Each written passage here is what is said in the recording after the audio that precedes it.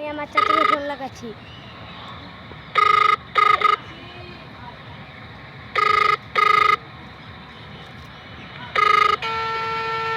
আসসালামু আলাইকুম চাচা। ওয়ালাইকুম আসসালাম। হ্যাঁ চাচা, কেমন আছেন? হ্যাঁ ভালো আছি, তুমি কেমন আছো? হ্যাঁ আমিও ভালো আছি। হ্যাঁ ভালো আছো না? আচ্ছা তুমি কার সঙ্গে আছো? হ্যাঁ আমি নাসিরের সঙ্গে আছি। ওই মাদার চোরের সঙ্গে? ওই মাদার চোর তো এতই হারামজাদা, ওই শুয়োরের বাচ্চা, ওই তো লটির বাচ্চা, ওই সাহাচুদি বেটা মাগিল দিছে, এতই মাগিল দিছে। ওই হারামজাদের আমি সামনে পাইলে একটা এমন একটা চটকানি মারবো, শালা মাদার চোর। আপনার যে কথা শুনছে।